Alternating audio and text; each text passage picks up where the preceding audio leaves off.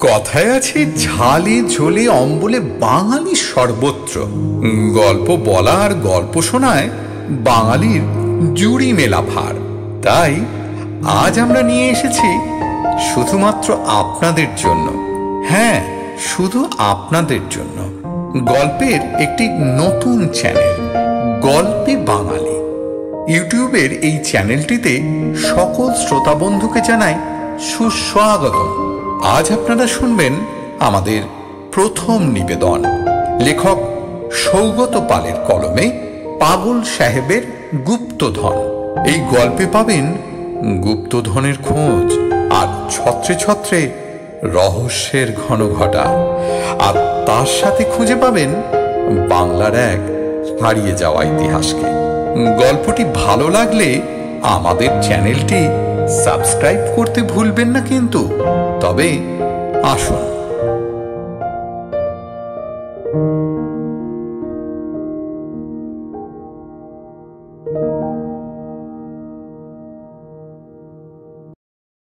সাল 2009। গোধূলির শেষ আলোটা সন্ধ্যের ঘন অন্ধকারে মিশে যাওয়ার জন্য প্রস্তুত হচ্ছে।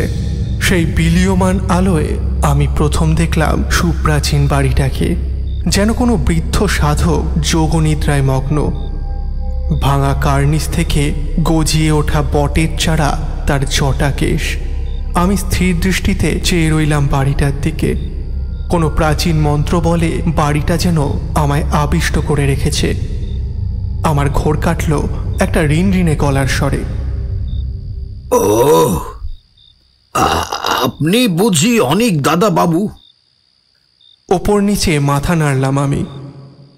আসুন, ভিতরে আসুন। আমি হলুম গিয়ে নিতাই।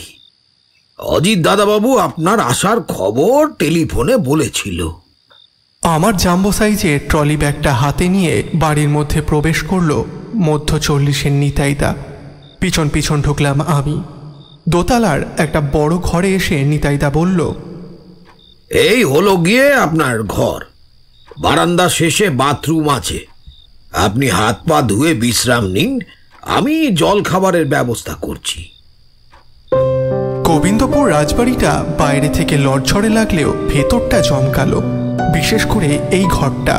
ধপধপে শ্বেত পাথরের মেঝে, মেহগনি কাঠের খাট, ব্রিটিশ আমলের পাহাড়ি আসবাবপত্র, সব মিলিয়ে বেশ রাজকীয় ব্যাপার স্যাপার। গোবিন্দপুর নামটা প্রথম শুনি মাসখানেক আগে। আমি ইতিহাসের ছাত্র। অনেক চেষ্টার পর এসএসসি দিয়ে গোবিন্দপুর হাই স্কুলে অ্যাসিস্ট্যান্ট টিচারের চাকরিটা পাই। তাই শুনে আমার স্কুলের বন্ধু অজিত বলল, গোবিন্দপুরে চাকরি পেয়েছিস? আরে ওখানে আমাদের পূর্বপুরুষের রাজবাড়ি আছে, ওই বাড়িতেই থেকে যাস। নিতাইদা আছে, কোনো অসুবিধা হবে না, বুঝলি? আরে না না ভাই, তা হয় না। আমি কিন্তু করেছিলাম, কিন্তু অজিত কোনো কিন্তু শোনেনি। সে শুধু রাজবাড়ির ছেলেই নয়, তার মনটাও রাজার মতো। আমাকে রাজি করিয়ে তবে শান্ত হয়। অতঃপর আজ ট্রেন ধরে ডেস্টিনেশন গোবিন্দপুর রাজবাড়ি। ট্রেন একটু লেট করায় পৌঁছতে সন্ধে হয়ে গেল।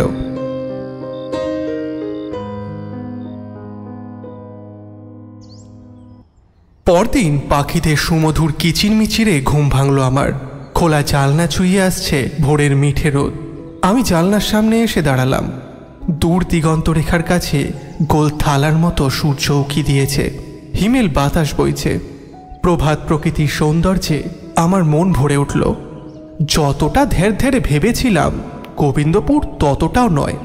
এখানে শহর কলকাতার ট্রাফিক জ্যাম, ধুলো ধোয়া নেই। আবার পাড়াগাঁয়ের কাঁচা রাস্তা, সাপখোপও নেই। ক্যানভাসে জল রঙে সাজানো মফস্বলে গোবিন্দপুর। আর মানুষের মধ্যে অদ্ভুত একটা সারল্য আছে। ছিমছাম গোবিন্দপুর হাই স্কুলটা খুব বড় নয়, তবে গোছানো। লাল রঙের ছোট দোতলা বিল্ডিং। সামনে বড় একটা মাঠ। মাঠে ছেলেমেয়েরা খেলছে। স্কুলের শিক্ষকরাও খুব আন্তরিক। সব মিলিয়ে গোবিন্দপুরকে ভারী ভালো লেগে গেল আমার। প্রথম সপ্তাহটা নিশ্চিন্তে কেটে গেল। তারপর বাড়ি আর বন্ধু বান্ধবদের জন্য মন খারাপ করতে শুরু করলো। সারাদিন কাজে ব্যস্ত থাকি। কিছু মনে হয় না। সন্ধ্যের পর থেকে বেশ একা একা লাগে, তাই আমি মাঝে মাঝে নিতাইদার সাথেই গল্প করি। একদিন আমি প্রশ্ন করলাম, এই বাড়িটা কতদিনের পুরনো হবে দাদা? তা 250 বছর তো হবেই। মাথা দুলিয়ে উত্তর দিল নিতাইদা। 250 বছর? আমার মুখ হাঁ হয়ে গেল।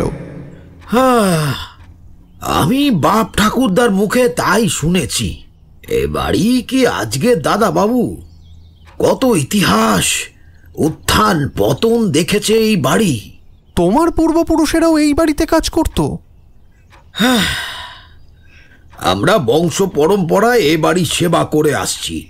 দাদুর মুখে শুনেছি একসময় এই বাড়ির খুব জৌলুস ছিল, এখন আর সেদিন নেই। তুমি এলে তাই দুটো কথা বলতে পারছি। নেহাত কোথাও যাওয়ার জায়গা নেই, তাই এই মরা আগলে পড়ে থাকা। তোমার পরিবারে কে কে আছে? কেউ নেই গো দাদাবাবু, কেউ নেই। বউ ছিল, বাচ্চা জন্ম দেওয়ার সময় চলে গেল, বাচ্চাটাও বাঁচেনি। তারপর থেকে এই প্রেতপুরীতে আমি একা। নিতাইদা একটা দীর্ঘশ্বাস ফেলল। আমি কয়েক মুহূর্ত চুপ থাকলাম, তারপর আস্তে আস্তে বললাম, তুমি চিন্তা করো না, আমি আছি তো। আমরা দুজনে অনেক গল্প করব, আর একদিন আমাকে বাড়িটা ঘুরিয়ে দেখাবে। বেশ তো, বেশ তো, দেখবে খন, দেখবে খন। ঠিক আছে তাহলে, রবিবার ফাইনাল। নিতাইদা বড় করে হেসে বলল, ঠিক আছে দাদা বাবু। নিতাইদা চলে গেল। এই মানুষটার জন্য আমার খানিক দুঃখই হলো। আমরা গোটা জীবন নিজেদের কষ্টের হিসাব করতেই কাটিয়ে দিই, জানতেও পারি না কত মানুষ আমাদের থেকে বহুগুণ যন্ত্রণা বুকে নিয়ে বেঁচে আছে। দেখতে দেখতে চলে এলো রবিবার। একটা চাবির গোছা নিয়ে উপস্থিত হলো নিতাইদা। তাতে ছোট বড় মেজ নানা আকারের চাবি শোভা পাচ্ছে। সেই চাবি দিয়ে এক এক করে খুলে দেখালো বহুদিন ধরে পড়ে থাকা ঘরগুলো। প্রথমে নিতাইদা আমাকে নিয়ে এলো জলসা ঘরে। ভেতরে ঢুকেই নাকে ধাক্কা মারলো একটা ভ্যাবসা গন্ধ। সারা ঘরময় কেউ যেন ধুলোর চাদর বিছিয়ে রেখেছে। ধুলোর চোটে খুক খুক করে কাশি শুরু হলো আমার। নিতাইদা ঘরের একটা পেল্লাই জানলা খুলতে খুলতে বলল, তুমি মুখে একটা রুমাল বেঁধে নাও দাদা বাবু। যা বলেছ দাদা। আমি রুমালের আড়ালে মুখ লুকালাম। দিনের আলোয় ঘরটা ভালো করে দেখলাম। ঘরের কোণে রাখা আছে বেশ কিছু কাঠের বাক্স। পুরো মাকড়সার জাল তাদের একেবারে মুড়ে ফেলেছে। তার মধ্যে ঘুমিয়ে আছে কতগুলো পুরনো বাদ্যযন্ত্র, হারমোনিয়াম, সেতার, তবলা। বিস্মৃতির আড়ালে থেকে তারা আর সুর তোলে না। মাথার উপর ঝুলছে একটা ভাঙাচোরা ঝাড়লণ্ঠন। আমি জিজ্ঞাসা করলাম, এক সময় এখানে জলসা বসতো, তাই না দাদা? হ্যাঁ গো দাদা বাবু, লখনৌ থেকে দেশের সেরা বাইজি আর বাজিয়েরা আসতো। 7 দিন ধরে জলসা চলতো, সে বিরাট ব্যাপার। নিতাইদা মাথা দুলিয়ে বলল। আমার চোখের সামনে ভেসে উঠল সত্যজিৎ রায়ের জলসাঘর সিনেমার দৃশ্যগুলো। জীবনে প্রথমবার একটা জলসাঘরে দাঁড়িয়ে শরীর মনে বেশ একটা রোমাঞ্চ অনুভব করলাম। তারপর নিতাইদা আমাকে একটা অদ্ভুত ঘরে নিয়ে গেল। তার দেয়ালে টাঙানো আছে বড় বড় ঢাল, তরোয়াল, বর্ষা, বল্লম। মাঝে মাঝে মাথা উঁচিয়ে আছে বহুকাল আগের মৃত বাঘ, হরিণ বা ভাল্লুকের মাথা। সম্ভবত এই রাজবাড়ির কোনো এক রাজা এগুলো শিকার করেছিলেন। ঘরের মধ্যে দাঁড়িয়ে আছে অনেক ছোট ছোট কাঠের আলমারি। তার কাঁচের দরজার ফাঁক গলে দেখা যাচ্ছে নানা আকারের মাটি ও ধাতব মূর্তি, পেতলের বাসন, সুরাপাত্র, পানের ডিবে, আরও কত। আমি উৎসাহিত হয়ে বললাম, আরে এই ঘরকে যে একটা ছোটখাটো মিউজিয়াম বলা যায়। সে আর বলতে, কিন্তু ওই দেখাশোনার অভাবে অনেক জিনিসই নষ্ট হয়ে যাচ্ছে। আমি মাঝে সাঝে একটু ঝাড়পোছ করি, এই আর কি। এরপর একটি বিশাল ঘরের দরজা খুলে নিতাইদা বলল, হ্যাঁ, এই ঘরে বংশ পরম্পরায় এই বাড়ির রাজারা থাকে। আমি ঘরটায় চোখ বোলালাম। বিরাট খাট, পেল্লায় আলমারি, লম্বা টেবিল নিয়ে জমকালো ঘর। আর হবে নাই বা কেন, রাজার ঘর বলে কথা। আমাদের পরের গন্তব্য অতিথিশালা। এটা মূল বাড়ির পেছনের দিকে, আলাদা একটা বাড়ি। এই অতিথিশালায় বহু মানি গুণী মানুষ অতিথি হয়ে থেকেছেন। তাই নাকি? যেমন কয়েকটা নাম বলো। শুনেছি স্বামী বিবেকানন্দ, রবীন্দ্রনাথ ঠাকুর, সুভাষচন্দ্র বসুর মতো মহাপুরুষ এই অতিথিশালায় পায়ের ধুলো দিয়েছে। এই রাজবাড়ি চিরকাল মানি গুণীদের সমাদর করে এসেছে, আবার অনেক স্বদেশীদেরও আশ্রয় দিয়েছে। তাই এই বাড়ির রাজারা মাঝে মাঝে ইংরেজ বাহাদুরের বিষ নজরেও পড়েছে, কিন্তু কোনো দিন মাথা নোয়ায়নি। হ্যাঁ, নিতাইদা বারান্দা দিয়ে হাঁটতে হাঁটতে বলল। কথাগুলো শুনতে শুনতে আমি যেন কোনো এক আবেশের মধ্যে ডুবে যাচ্ছি। ইতিহাস যেন চোখের সামনে জীবন্ত হয়ে উঠছে। অতিথিশালায় মোট 8টা ঘর। বলা বাহুল্য, ঘরগুলোর অবস্থা ভালো নয়। দেয়াল থেকে পলেস্তারা খসে পড়ছে, ছাদ থেকে খুলে আসছে ইটের চাই। আমি একে একে ঘরগুলোয় উকি মেরে দেখলাম। প্রতিটা ঘরেই দাঁড়িয়ে আছে একটা করে খাট, টেবিল ও আলমারি। আলমারির মধ্যে শোভা পাচ্ছে জলের জগ, পেনের stand, table clock, gramophone player, হাত পাখা। হয়তো এইগুলোই কোনোদিন ব্যবহার করেছিলেন বিবেকানন্দ, রবীন্দ্রনাথ বা নেতাজি। শেষে আমরা রাজবাড়ির লাইব্রেরিতে ঢুকলাম। সারি সারি আলমারিতে ঘুমিয়ে আছে ধুলো মাখা পুরনো বই। আমি অবাক হয়ে বললাম, বাবা, এখানে তো প্রচুর বই গো। কিন্তু বইগুলো সব পোকায় কেটে দিচ্ছে। কি আর করি বলো? একা মানুষ, আর কদিক সামলাবো?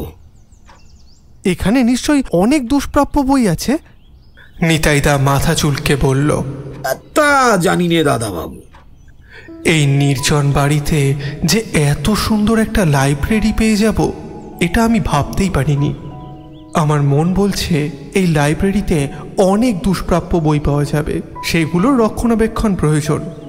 আমি ঠিক করলাম এবার থেকে সন্ধেবেলায় লাইব্রেরিতে গিয়ে বই পড়ব, বইগুলোর যত্ন নেব। একাকী মানুষের বইয়ের থেকে ভালো বন্ধু আর কে হয়? দেখতে দেখতে বেলা গড়িয়ে এলো। দুপুরে নিতাইদার তৈরি উপাদেয় খাবার খেয়ে টানা ঘুম দিলাম। বই পোকা আমার মন শব্দের সমুদ্রে ডুব দেওয়ার জন্য তৈরি হয়ে গেল। আমি যেমন ভেবেছিলাম বাস্তবেও তাই দেখলাম। এই লাইব্রেরিতে বহু পুরনো বই আছে। টাইম লাইন ধরলে 100 বছরেরও বেশি হবে।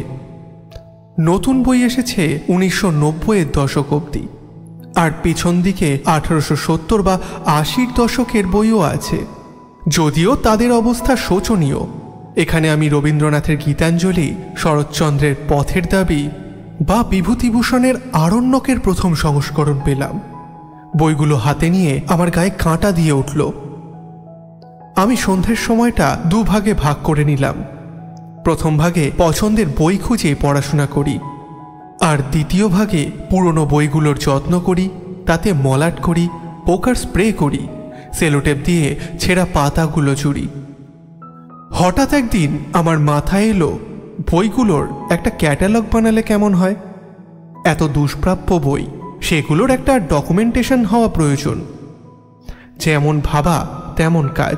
আমি পরের দিন একটা পেল্লাই সাইজের খাতা কিনে আনলাম। আলমারি ধরে ধরে বইগুলোর ক্যাটালগ বানাতে শুরু করলাম। আর এত কাজ করতে গিয়েই একটা পুরনো আলমারির মধ্যে পেয়ে গেলাম সেই ডায়েরিগুলো। আলমারির নিচের তাকে একটা পিচবোর্ডের বাক্সের মধ্যে ডায়েরিগুলো রাখা ছিল। সব মিলিয়ে 5টা। সাল 1995 থেকে 1999। বেশ দামি ডায়েরি। ওপরে ভেলভেটের কভার, ভেতরে A1 কোয়ালিটির পাতা। পাতাগুলো খানিক হলদেটে হয়ে গেছে। সেই হলদে পাতায় কেউ মুক্তোর মতো অক্ষরে নিজের দিনলিপি লিখে রেখেছে। প্রতিটা ডায়েরির প্রথম পাতায় তার নাম ফুটে উঠেছে, ত্রিদীপ নারায়ণ রায়। আচ্ছা, এই ত্রিদীপ নারায়ণ রায় কে? আমি রাতে নিতাইদাকে জিজ্ঞাসা করলাম। ও, ত্রিদীপ বাবু? উনি হলেন গিয়ে অজিত দাদাবাবু ছোট দাদু। ওনার দাদুরা দুই ভাই ছিলেন, প্রদীপ আর ত্রিদীপ। প্রদীপ বড়, ত্রিদীপ ছোট। প্রদীপ বাবু নাতি হলেন অজিত দাদা বাবু। ত্রিদীপ বাবু ছিলেন ভারী বিদ্বান মানুষ, কিন্তু ছোট থেকেই খানিক বাউন্ডুলে গোছের। একটু বড় হয়ে নকশালের দলে ভিড়ে গেলেন। শুনেছি অনেকদিন ওনাকে গা ঢাকা দিয়ে থাকতে হয়। তারপর একসময় সব ছেড়ে ছুড়ে দেশ ভ্রমণে বেরিয়ে পড়েন। বহুদিন তার কেউ কোনো খোঁজ খবর পায়নি। বহু বছর কেটে যায়। এরপর হঠাৎ একদিন বাড়িতে ফিরে আসেন। তখন তার বয়স ওই 60 ছুঁই ছুঁই। শরীর ভেঙে গেছে। প্রদীপবাবু ততদিনে সংসার নিয়ে কলকাতায় থিতু হয়েছেন। ত্রিদীপবাবু এখানেই থাকলেন। বই পড়তে খুব ভালোবাসতেন, বাগান করতেন। শেষ বয়সে আমি ওনার দেখাশোনা করেছিলাম। তারপর তো একদিন হার্ট বিকল হয়ে মারা গেলেন। আমি নীরবে ত্রিদীপ নারায়ণের জীবনের গল্প শুনলাম। যৌবনে নকশাল করা, মধ্যবয়সে ভবঘুরে হয়ে যাওয়া মানুষটার প্রতি আমি অদ্ভুত এক টান অনুভব করলাম। আমার সময়ের অভাব নেই। ঠিক করলাম ওনার দিনলিপি পড়ব। আমি ডায়েরিগুলো নিজের ঘরে নিয়ে এলাম। ডায়েরির পাতা জুড়ে কখনো শুধুই দিনলিপি, কখনো স্মৃতিচারণ, কখনো অতীতের বিলাপ, বর্তমান সমাজ আর রাজনীতি সম্বন্ধে বিশ্লেষণ, মাঝে সাঝে কিছু অকারণ আঁকিবুকি, কখনো বা ভগ্ন স্বাস্থ্যের কথা লেখা। ডায়েরি পড়েই জানলাম ওনার পার্কিনসন্স হয়েছিল। এই রোগ শরীরের সাথে তার মনকেও দুর্বল করে দেয়। শেষ দিকে তার হাতের লেখা জড়িয়ে গেছে, তবু তার শব্দে এক অজানা বাঁধন আছে, পড়তে প্রলুব্ধ করে। কিছু কিছু অংশ মনের দাগ কেটে যায়। 19শে নভেম্বর 1995। আজ স্মৃতির সমুদ্রে ডুব দিতে বড় মন চাইছে। ফিরে যেতে ইচ্ছা করছে সেই ছোটবেলায়। তখন এই রাজবাড়ির চারিদিকে কোলাহল, উৎসব, মানুষের সমারোহ। দাদু ছিল ভারী ব্যক্তিত্ববান মানুষ, প্রকৃত প্রজাপালক রাজা। শীতের সকালে আমি দাদুর হাত ধরে বাগানে হাঁটতে যেতাম। দাদু আমাকে গাছপালা, ফুল, পাখি আর প্রকৃতির গল্প শোনাত। ঠাকুমা ছিলেন দয়াময়ী। রাতে গল্প শুনিয়ে ঘুম পাড়িয়ে দিতেন। কত রকমের গল্প জানা ছিল ঠাকুমার। ভূতের গল্প, ডাকাতের গল্প, পুরাণের গল্প, আরো কত কি। আমার অনেক বন্ধু ছিল। আমরা লুকোচুরি খেলতাম, গাছের ফল পেড়ে খেতাম, নদীতে সাঁতার কাটতাম। সেই সব দিনগুলো বড় মায়ায় ঘেরা ছিল। সেই মানুষগুলো কোথায় যে হারিয়ে গেল কে জানে। একদিন এই রাজবাড়ি রাজরানীর মতো সেজে থাকত।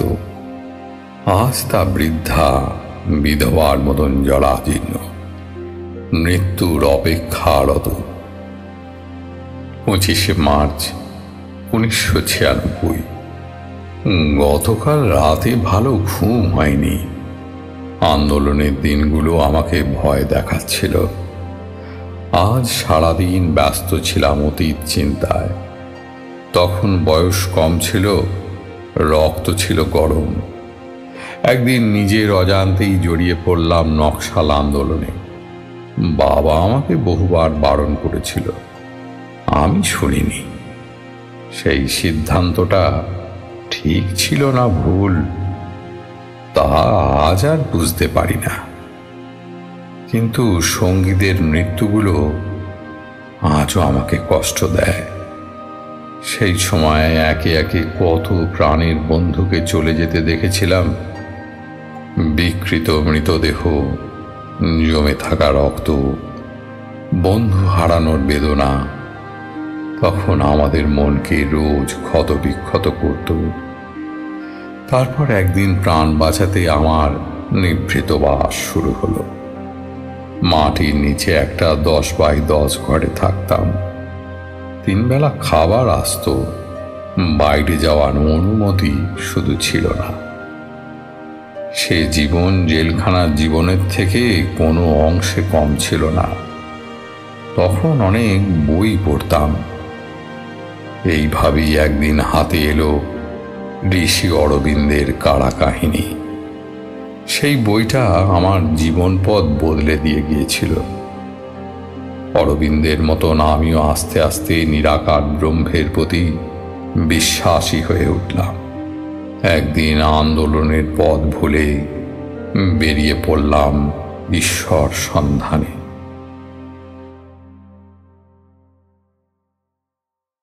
11ই সেপ্টেম্বর 1996। রাজবাড়িতে আজ এক সন্ন্যাসী এসেছিলেন।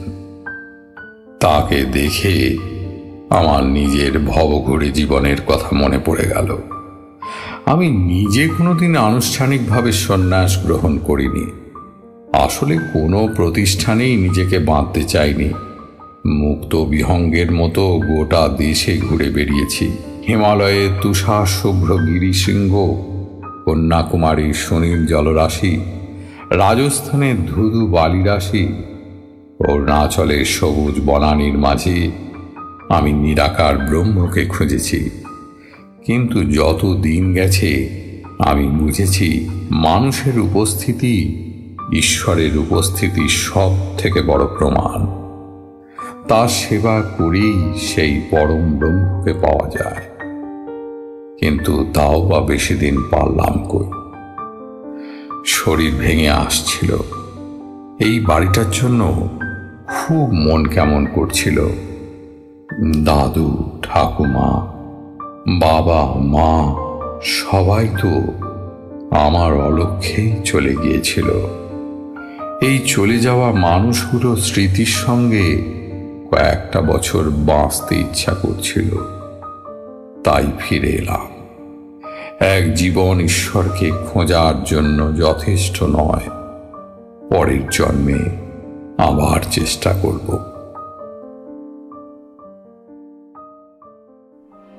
5ই ডিসেম্বর 1997।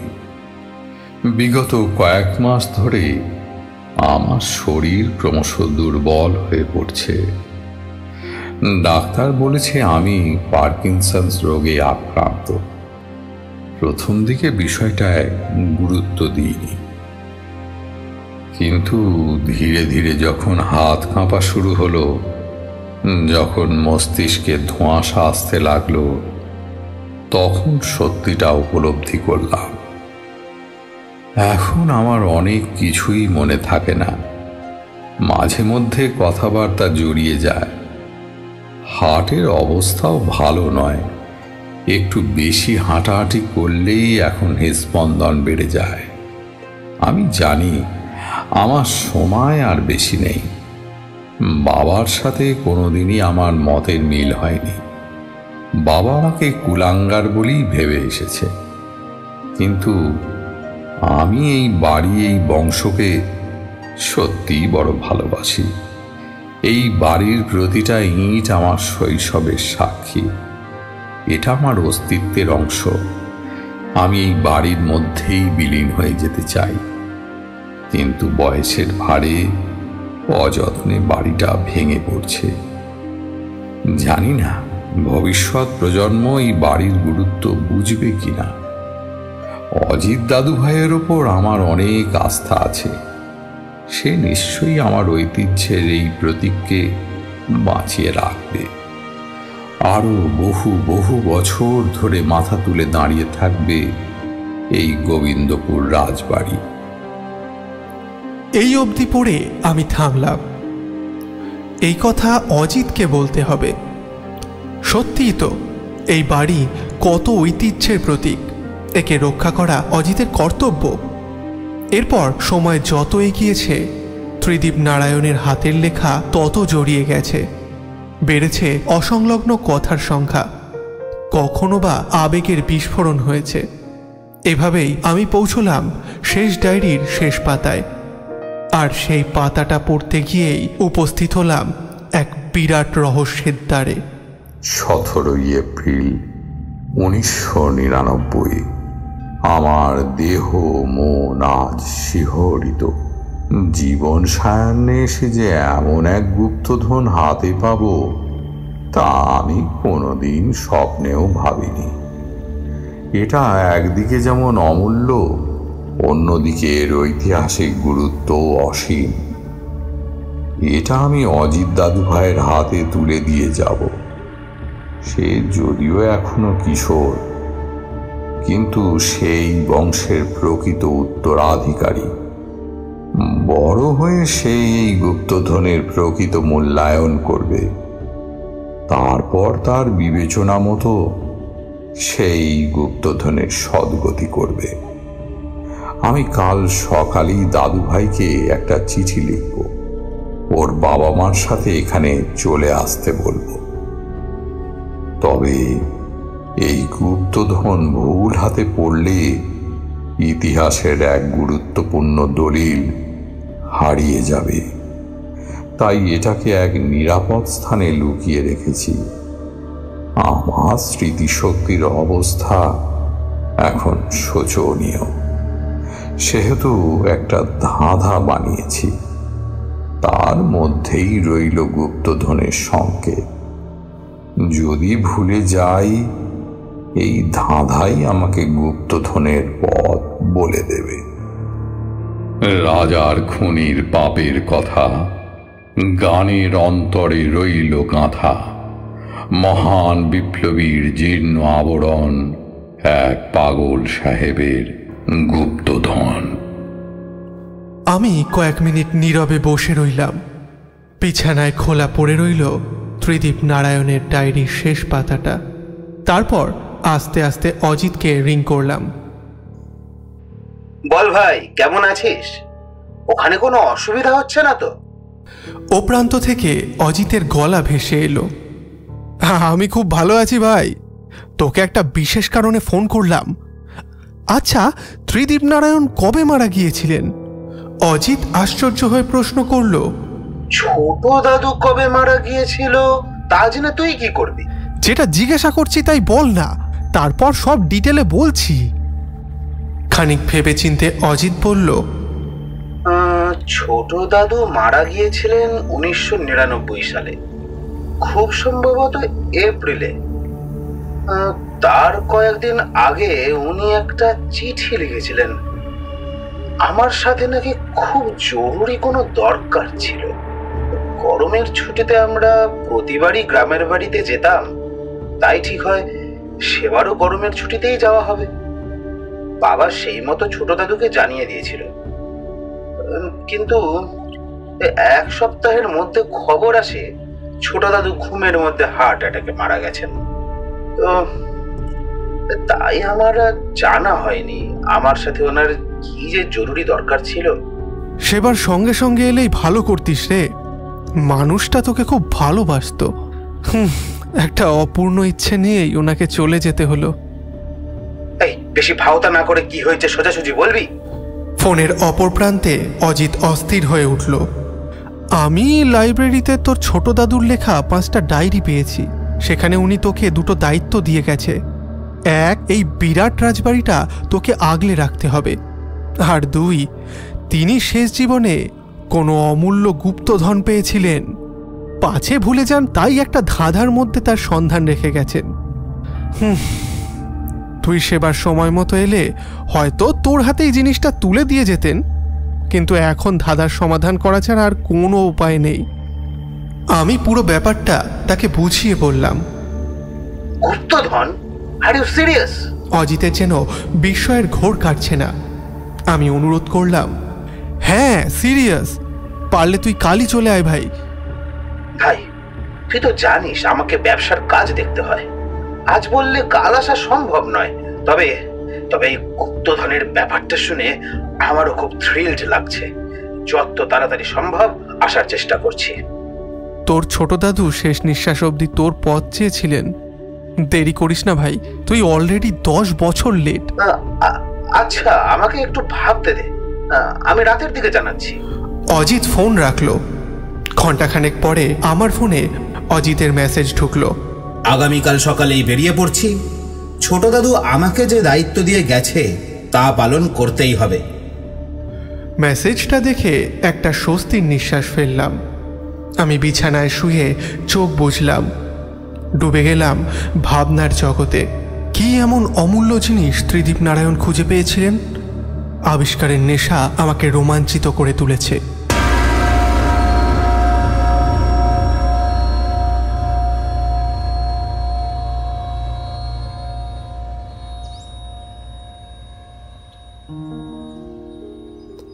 নতুন সকাল এসেছে। আমি চোখ খুলে শুয়ে আছি। ভাবনায় ভেসে বেড়াচ্ছে ত্রিদীপ নারায়ণের ধাঁধা। আজ আর স্কুল যাব না। হঠাৎ দেখি দরজার সামনে এসে দাঁড়িয়েছে নিতাইদা, পাশে আমার বন্ধু মূর্তিমান অজিত। তুই যে একেবারে 7 সকালে চলে এলি, আমি খুব খুশি হয়েছি ভাই। আমি আনন্দে অজিতকে জড়িয়ে ধরলাম। কি আর করি বল, তুই এমন ভোকাল টনিক দিলি যে কলকাতায় মন টিকলো না। কাক ভরে উঠে গাড়ি হাঁকালাম। অজিত ঘরে ঢুকে ধপ করে একটা চেয়ারে বসে পড়ল। কতদিন বাদে তোমাকে দেখলুম, আমার যে কি ভালো লাগছে তোমাকে বলে বোঝাতে পারবো না। তুমি ভালো আছো তো দাদাবাবু? নিতাইদা ব্যাগ রাখতে রাখতে জিজ্ঞাসা করলো। একদম ফার্স্ট ক্লাস আছি, তুমি কেমন আছো বলো? তা তোমাদের দয়া চলে যাচ্ছে। তুমি বিশ্রাম নাও, পথের ক্লান্তি আছে, আমি জল খাবার নিয়ে আসছি। নিতাইদা গুটি গুটি পায়ে চলে গেল। আমার আর তর সইল না। আমি লাফিয়ে উঠে অজিতের সামনে ডায়েরির শেষ পাতাটা তুলে ধরলাম। সে ভালো করে কয়েকবার ধাঁধাটা পড়ল, তারপর বলল, ছোট দাদুর কথা অনুযায়ী এই জিনিসটা অমূল্য,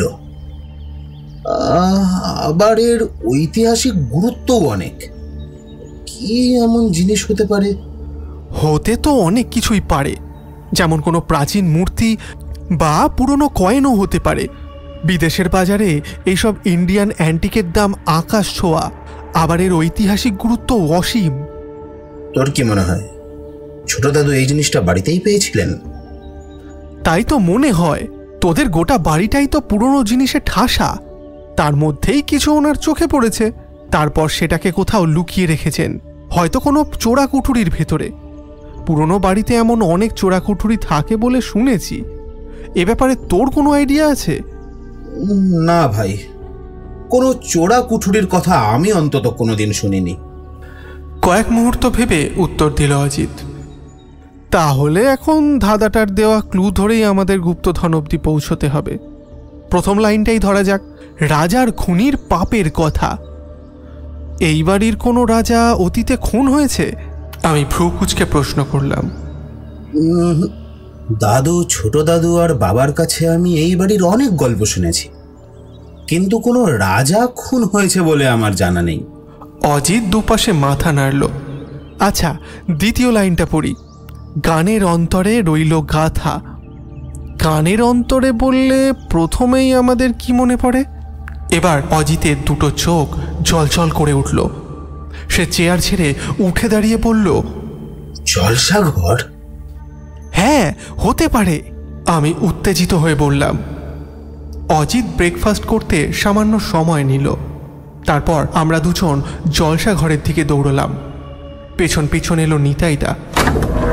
জলসা ঘরে ঢুকে আমরা খোঁজ শুরু করে দিলাম। বাদ্যযন্ত্রগুলোকে নেড়ে চেড়ে দেখলাম যদি ভেতরে কিছু থাকে। তারপর দেয়ালে ঠুকঠাক করলাম। শেষে অজিত একটা চেয়ারের ওপর দাঁড়িয়ে সিলিং থেকে ঝোলানো ঝাড়বাতিটা পরীক্ষা করে দেখল, কিন্তু কিছুই পাওয়া গেল না। নিতাইদা ঘণ্টাখানেক ধরে দরজায় দাঁড়িয়ে আমাদের কীর্তিকলাপ দেখছিল। হঠাৎ বলে উঠল, তোমরা কি খুঁজছো বলো তো? গুপ্তধন খুঁজছি গো দাদা। অজিত হাসতে হাসতে বলল, গুপ্তধন আছে না ছাই, তা তোমার বাড়ি, যা ইচ্ছে করো। আমাকে রান্না চাপাতে হবে। এই নাও চাবি, আমি চললু।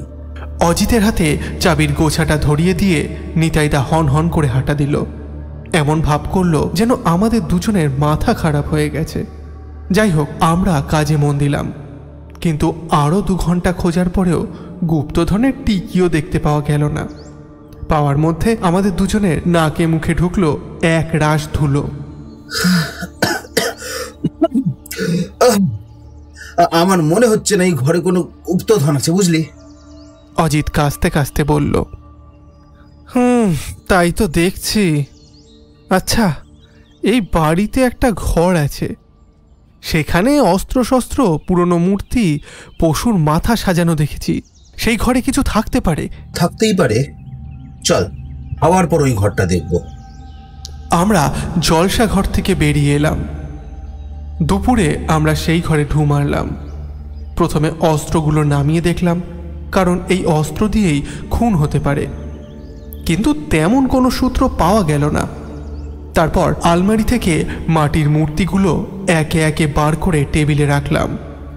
এই মূর্তিগুলোর মধ্যে কোনোটা সেই গুপ্তধন হতে পারে? অজিত জিজ্ঞাসু দৃষ্টিতে চাইল। দেখ, প্রাচীন মূর্তি নিয়ে আমার কিছু পড়াশোনা আছে, অনেক মিউজিয়ামে ঘুরেছি, বহু ছবিও আমার কালেকশানে আছে। এই মূর্তিগুলো পুরনো, কিন্তু কোনোভাবেই অমূল্য নয়। আর রাজার খুনি, গানের অন্তর, বিপ্লবীদের আচ্ছাদন বা পাগল সাহেবের এই শব্দগুলো কোনোভাবেই এই মূর্তির সাথে খাপ খাচ্ছে না। ঠিকই বলেছিস। একটা দীর্ঘশ্বাস ফেলল অজিত। তবে আমরা হাল ছাড়লাম না, সারা ঘরটা ভালো করে খুঁজলাম। বিকেল গড়িয়ে সন্ধে নামলো, কিন্তু কিছুই পাওয়া গেল না। অজিত হাত পায়ে ধুলো ঝাড়তে ঝাড়তে বলল, এই ঘরে কিচ্ছু নেই। আমার মনে হয় কাল একবার লাইব্রেরিটা ভালো করে দেখা উচিত। শুনেছি ছোট দাদু লাইব্রেরিতেই দিনের বেশিরভাগ সময়টা কাটাতেন, আর তুই তো ডায়েরিগুলো লাইব্রেরিতেই পেয়েছিস। বেশ, তাই হবে, আমি সম্মতি জানালাম। আবার নতুন দিন এলো। আমরা দুজন নতুন উদ্যমে লাইব্রেরিতে খোঁজ করতে শুরু করলাম। গোটা জায়গাটাকে 2 ভাগে ভাগ করে নিলাম। দুজন মনোযোগ দিলাম দুদিকে। আমি অজিতকে বললাম, খুন, গান, বিপ্লবী বা কোনো পাগল সাহেবকে নিয়ে কোনো বই খুঁজতে হবে, বা এমন কোনো বই যার মধ্যে এই 4টে জিনিসই আছে। হয়তো বইটার মধ্যেই কিছু থাকতে পারে, বা তার আশেপাশের কোনো গোপন কুঠুরিতে থাকতে পারে। সময় এগিয়ে চলল, কিন্তু সারাদিনের চেষ্টার পরেও বলার মতো কিছুই পাওয়া গেল না। আস্তে আস্তে দিনের আলো ঢলে পড়ল। আমরা হতাশ হয়ে নিজেদের ঘরে ফিরে এলাম। আমরা বৃথা চেষ্টা করছি না তো ভাই? এত তাড়াতাড়ি হাল ছাড়লে হবে না, এখনো বাড়ির বেশিরভাগটাই দেখা হয়নি। চেষ্টা করে যেতে হবে। আমার মন বলছে এই খোঁজের শেষে বড় কিছু আমাদের জন্য অপেক্ষা করে আছে। আমি অজিতকে আশ্বাস দিলাম। এক এক করে 7 দিন কেটে গেল। রাজার ঘর, অতিথিশালা, রান্নাঘর, মন্দির, গুদাম ঘর, আমরা কিছুই বাদ দিলাম না। কিন্তু পাওয়া গেল শুধু মাকড়সা, ছাড়পোকা, ইঁদুর, আরশোলা আর কাঁড়ি কাঁড়ি ধুলো। কাশতে কাশতে আমাদের নাভিশ্বাস উঠে এলো। 7 দিনের দিন সন্ধ্যাবেলায় হতাশ হয়ে অজিত বলল, শুনেছি শেষ বয়সে ছোট দাদুর মাথার ঠিক ছিল না। হয়তো এই গুপ্তধনের ব্যাপারটা পুরোটাই তার উর্বর মস্তিষ্কের কল্পনা। আমি কোনো কথা বললাম না, চুপ করে রইলাম। অজিত আবার বলল, এভাবে আর কদিন চলতে পারে বল? আমার ব্যবসা আছে, তোর স্কুল আছে, সব ছেড়ে ছুড়ে কদিন আমরা ভূতের পিছনে দৌড়াবো? তুই নিজের কাছে মন দে ভাই। ঠিক আছে, আমি একটা দীর্ঘশ্বাস ফেলে বললাম। এই সময় ঘরে এসে ঢুকলো নিতাইদা। তার এক হাতে একটা লণ্ঠন, অন্য হাতে একটা ট্রে। আচ্ছা নিতাইদা, তুমি কোনোদিন কোনো পাগল সাহেবের ব্যাপারে শুনেছ যে এই বাড়িতে এসেছিল? হঠাৎ আমি জিজ্ঞাসা করলাম। পাগল সাহেবের কথা তো কিছু জানি না, তবে দাদুর মুখে শুনেছি এই বাড়ির অতিথিশালায় অনেক সাহেব রাত কাটিয়ে গেছে। কি বললে? অতিথিশালা? আমি লাফিয়ে উঠলাম। বিদ্যুৎ পৃষ্ঠের মতো আমার মনে এলো অতিথিশালায় আমি এমন একটা জিনিস দেখেছি যার সাথে গানের যোগ আছে। কিন্তু তার কথা বেমালুম ভুলে গেছিলাম। ভাই, আমাকে একবার অতিথিশালায় যেতে হবে। আমি প্রায় দৌড়ে ঘর থেকে বেরিয়ে এলাম। আমার পিছন পিছন এলো অজিত আর নিতাইদা। অতিথিশালায় এসে আমি একটা আলমারির সামনে দাঁড়ালাম। এখানে ইলেকট্রিক আলো নেই। নিতাইদার হাতে ধরা লণ্ঠনের আলোয় গ্রামোফোন প্লেয়ারটা দৃশ্যমান হচ্ছে। আমি সাবধানে সেটিকে আলমারি থেকে বার করে টেবিলের ওপরে রাখলাম। লণ্ঠনের আলোয় ঘরে এক রহস্যময় আলো ছায়ার সৃষ্টি হয়েছে। ঘরের দেয়ালে পড়েছে 3 জন মানুষের দৈত্যাকৃতির ছায়া। গ্রামোফোন প্লেয়ারের নিচে একটা চৌকো কাঠের বেস আছে। তার ঢাকনায় হাত দিতেই বুঝলাম সেখানকার কাঠ আলগা। গতবার আমরা এটা খেয়াল করিনি। আজ একটু টানতেই ঢাকনাটা উঠে এলো, আর উন্মুক্ত হলো কালো প্লাস্টিকে মোড়া একটা চৌকো জিনিস। কেউ খুব যত্ন করে সেটাকে প্যাক করেছে। আমি সাবধানে প্লাস্টিকটা খুললাম। তার মধ্যে খবরের কাগজ দিয়ে মুড়ে কিছু রাখা আছে। কাগজটা খুলে টেবিলের ওপরে রাখলাম। আমি আশ্চর্য হয়ে দেখলাম খবরের কাগজের মধ্যে থেকে বেরিয়ে এলো একটা বই। নেতাজি সুভাষচন্দ্র বসুর লেখা the Indian struggle, first addition. এই বইটাই তবে ছোট দাদু যত্ন করে লুকিয়ে রেখেছিলেন। কিন্তু এটা পাগল সাহেবের গুপ্তধন কিভাবে হতে পারে? অজিত প্রশ্ন করল। ঠিক বুঝতে পারছি না। এখানে আর দাঁড়িয়ে লাভ নেই, চল ঘরে গিয়ে কথা বলবো। আমি বিড় করে বললাম। অজিত গ্রামোফোনটা চাগিয়ে বলল, হ্যাঁ চল, গ্রামোফোনটাও নিয়ে নিচ্ছি। আমরা 3 জন আমার ঘরে এলাম। তুই হঠাৎ কি করে বুঝলি যে এই গ্রামোফোনটার ভেতরে কিছু আছে? অজিত একটা চেয়ারে বসে প্রশ্ন করল। আমি আগেই নিতাইদার সাথে বাড়িটা ঘুরে দেখেছিলাম, তখনই এই বাড়ির গ্রামোফোনটা চোখে পড়েছিল। তার সাথে খোঁজার সময়ও এটা দেখেছিলাম, কিন্তু ব্যাপারটা মাথায় স্ট্রাইক করেনি। আজ নিতাইদা বলল এই বাড়ির অতিথিশালায় অনেক সাহেব রাত কাটিয়েছে, তখনই গ্রামোফোনটার কথা মাথায় এলো। এই বাড়িতে জলসাঘর ছাড়া গানের সাথে যুক্ত যদি আর কিচ্ছু থেকে থাকে তাহলে ওই গ্রামোফোন। সবই তো মিলছে, কিন্তু এই বইটাকে ত্রিদীপবাবু গুপ্তধন বলছেন কেন? আমি অন্যমনস্কভাবে বললাম, এই বইটা সম্বন্ধে তোর কোনো আইডিয়া আছে? হ্যাঁ, কিছু পড়াশোনা করেছি আমি। নেতাজির দ্য ইন্ডিয়ান স্ট্রাগলের 2টো টাইমলাইন কভার করে। প্রথমটা 1920 থেকে 1934। এই বইটা 1935 সালে লন্ডনে প্রকাশিত হয়। বইয়ের মূল বিষয় ছিল ব্রিটিশ সাম্রাজ্যবাদের বিরোধিতা। নেতাজি এই বইটা ভিয়েনাতে মুসোলিনিকে গিফট করেছিলেন। ব্রিটিশ সরকার ভারতে এই বইটা ব্যান করে। দ্য ইন্ডিয়ান স্ট্রাগল এর দ্বিতীয় ভাগের টাইমলাইন হলো 1935 থেকে 1942। এটাও ইউরোপে প্রকাশিত হয় 1942 সালে। তৃতীয় ভাগ লেখার সময় এমিলি স্যাঙ্কেল নেতাজিকে সাহায্য করেছিলেন। এই বই ভারতে প্রথম প্রকাশিত হয় 1948 সালে, স্বাধীনতার পর। কিন্তু যা দেখছি এই কপিটা লন্ডনে প্রকাশিত 1935 সালের কপি। অর্থাৎ এটা নিঃসন্দেহে একটা ঐতিহাসিক দলিল। দুষ্প্রাপ্যও বলা চলে, কিন্তু গুপ্তধন কি? সবকিছু এখনো আমার কাছে পরিষ্কার নয়। আমার মনে একটা ধারণা তৈরি হচ্ছে, তুই শুনে বল আমি ঠিক কিনা। অজিত পাশ থেকে বলল, বেশ বল শুনি। দ্য ইন্ডিয়ান স্ট্রাগলে নেতাজি ভারতে ইংরেজদের করা অত্যাচার অর্থাৎ পাপের কথা তুলে ধরেছেন। এই ইংরেজরা আবার নবাব সিরাজদৌল্লাকে খুন করে ভারতে রাজ্যপাট শুরু করেছিল। সেই বই ছোট দাদু গ্রামোফোনের মধ্যে লুকিয়ে রাখলেন। অর্থাৎ রাজার খুনির পাপের কথা গানের অন্তরে রইল গাথা। এবার আসা যাক শেষ 2 লাইনে। মহান বিপ্লবীর জীর্ণ আবরণ এক পাগল সাহেবের গুপ্তধন। মহান বিপ্লবী অর্থাৎ নেতাজি।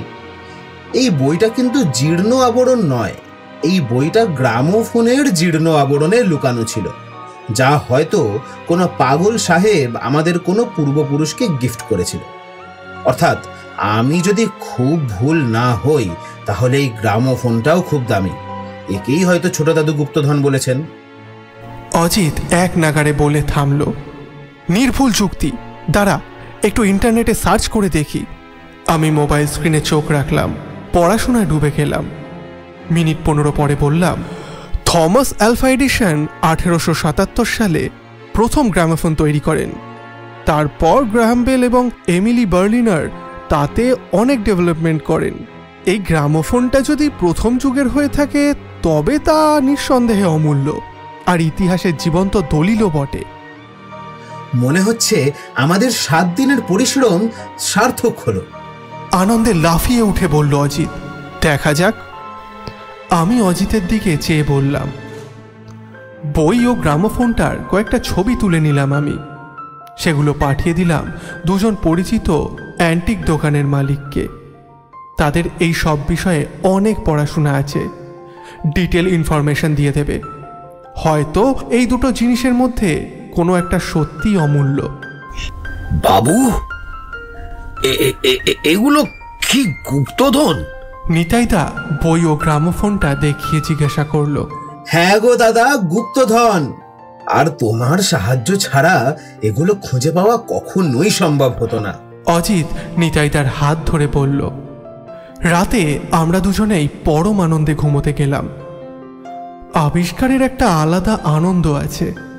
গ্রামোফোন আবিষ্কার করে হয়তো থমাস আলভা এডিসনও আমাদের মতোই আনন্দ পেয়েছিলেন। আস্তে আস্তে আমার চোখের পাতা বুজে এলো।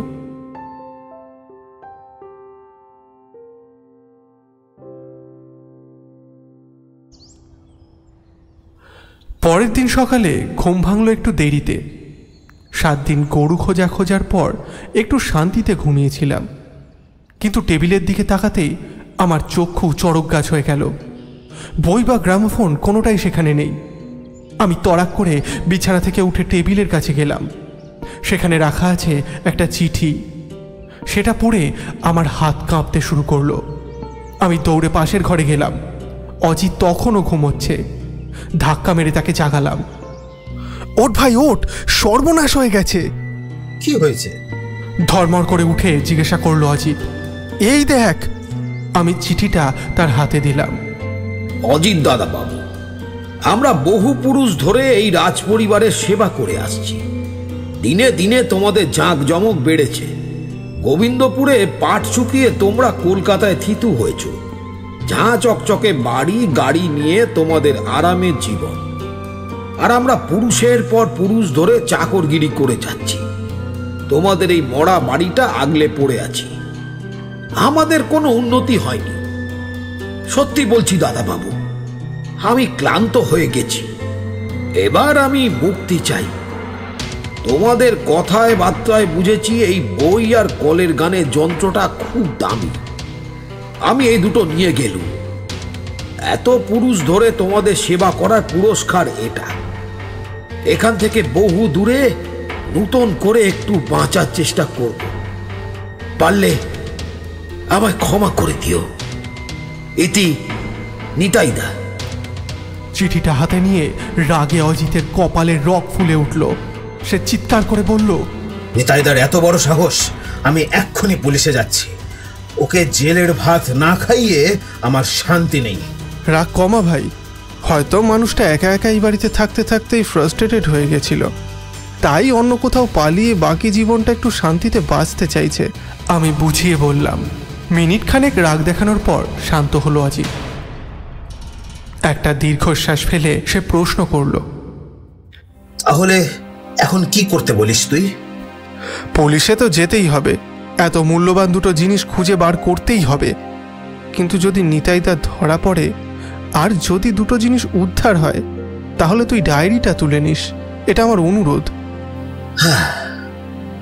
বেশ, তাই হবে। অজিত ওপর নিচ মাথা নাড়ল। আমরা দুজন গোবিন্দপুর থানায় গিয়ে ডায়েরি করে এলাম। ওসি আশ্বাস দিলেন যথাসম্ভব চেষ্টা করবেন। বাড়িতে ফিরে আরেক অদ্ভুত পরিস্থিতির সম্মুখীন হলাম আমরা।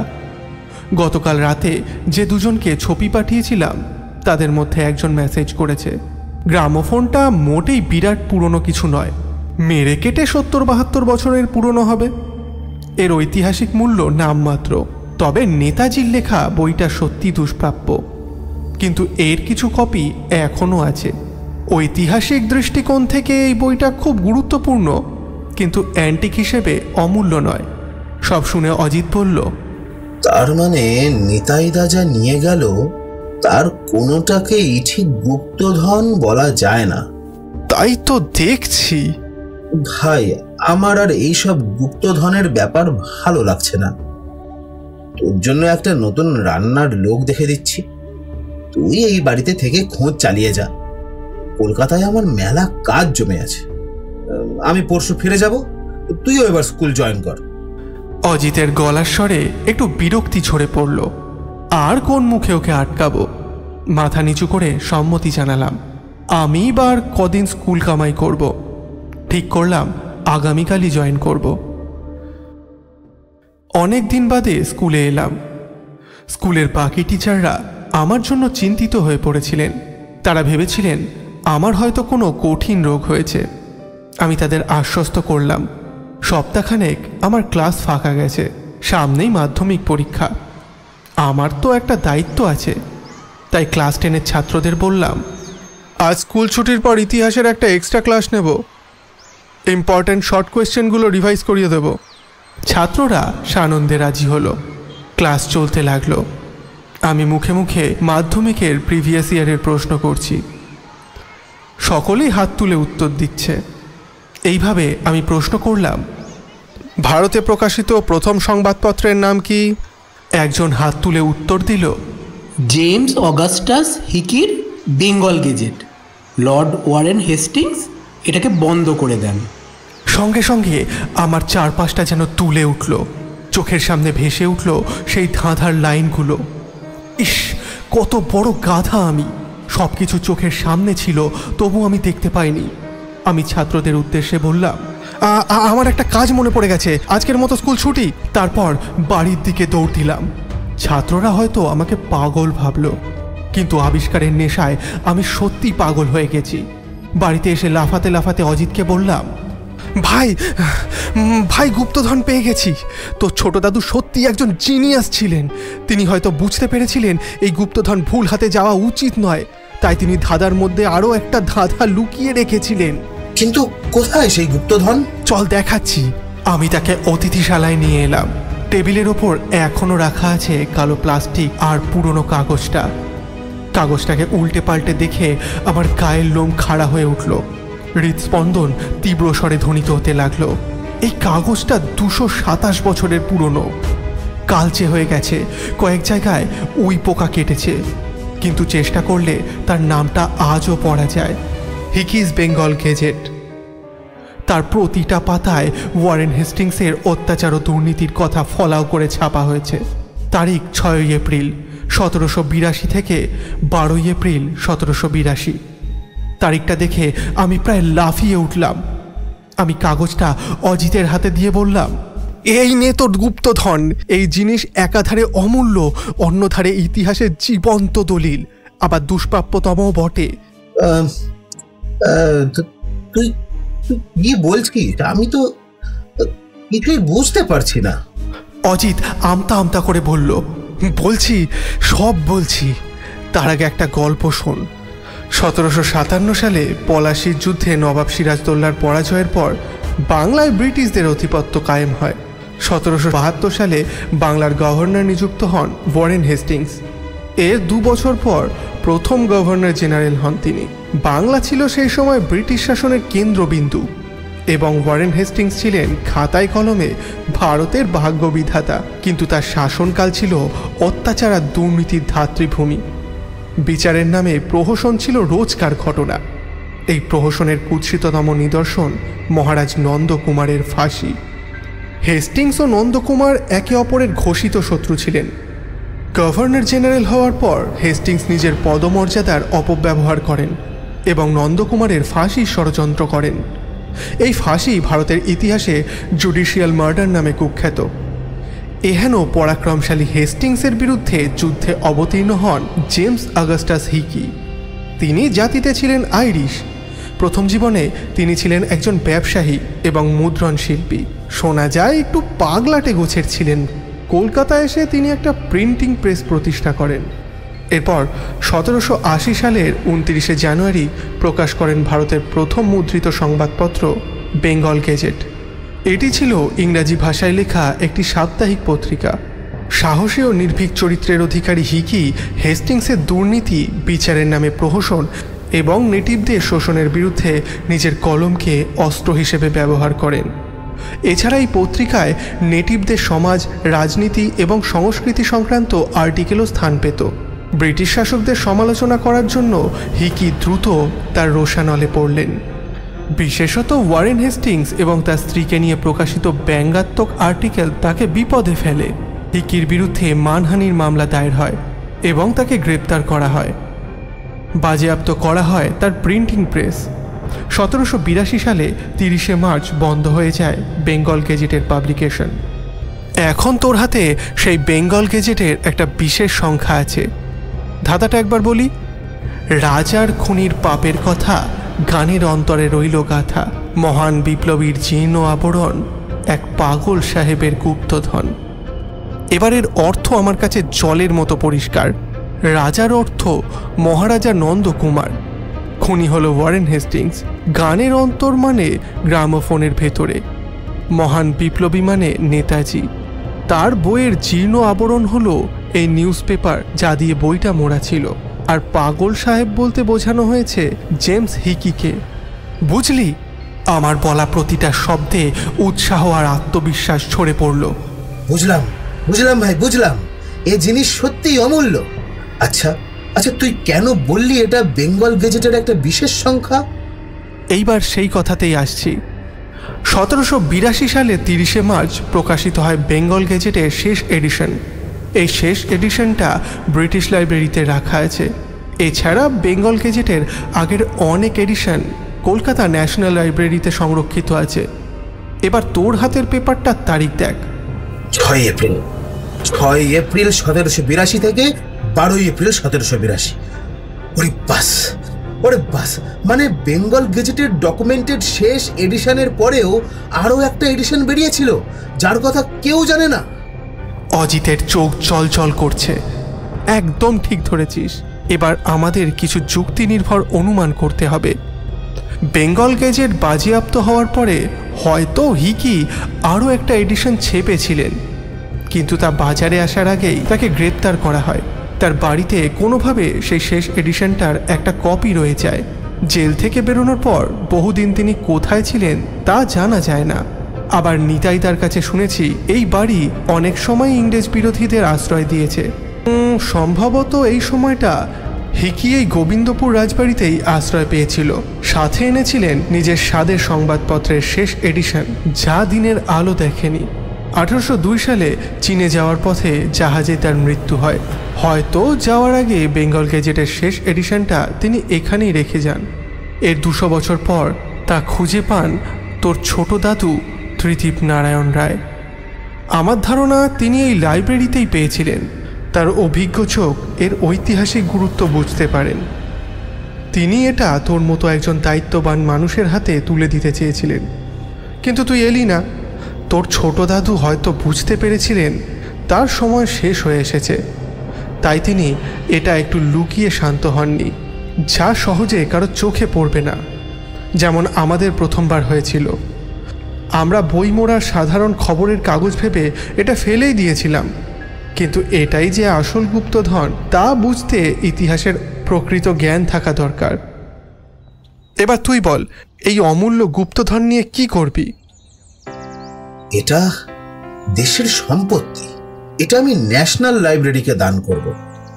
বেঙ্গল গেজেটের বাকি এডিশনগুলোর মতো এটাও সেখানে সংরক্ষিত থাকবে। ঠিক সিদ্ধান্ত। আমি অজিতের পিঠ চাপড়ে বললাম, আমি তোকে কি বলে যে ধন্যবাদ দেব বুঝতে পারছি না ভাই। তুই এই বাড়িতে না এলে ছোট দাদুর শেষ ইচ্ছে অপূর্ণই থেকে যেত। তুই শুধু লাইব্রেরির বইয়ের সংরক্ষণ করে থেমে থাকিস না। এই বাড়িতে আরো বহু অমূল্য জিনিস আছে, সবকিছুর সংরক্ষণ কর। আমি সময় পেলেই এখানে চলে আসব, তোর কাছে সাহায্য করব। বাড়িটাকেও তো বাঁচিয়ে রাখতে হবে নাকি? ছোট দাদু তাই চেয়েছিল। এই বাড়িও তার জিনিসপত্র কোনো গুপ্তধনের থেকে কম তো নয়। বলা যায় না আমরা আরো অনেক অমূল্য গুপ্তধন পেয়ে যেতে পারি। অজিত আনন্দে আমাকে জড়িয়ে ধরল। তাই হবে ভাই। আমি আবিষ্কারের আনন্দে আত্মহারা হয়ে ভারতে প্রকাশিত প্রথম নিউজ পেপারের শেষ এডিশনটা শূন্যে তুলে ধরলাম।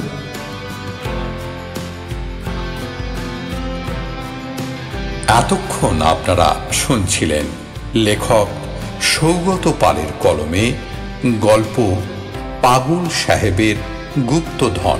এই গল্পের অভিনয় অংশে ছিলেন অনিকের চরিত্রে কৌশিক, অজিতের চরিত্রে অর্ঘ্য, নিতাইয়ের চরিত্রে অভিষেক এবং ত্রিদীপ নারায়ণের চরিত্রে আমি দেবাশিস মিশ্র। গল্পটি আপনাদের কেমন লাগলো? গল্পটি আপনাদের মণিকোঠায় ঠাঁই করতে পারল কিনা তার প্রতিফলন ঘটাবেন কমেন্ট বক্সে। সঙ্গে থাকবেন, শুনতে থাকবেন গল্পে বাঙালি।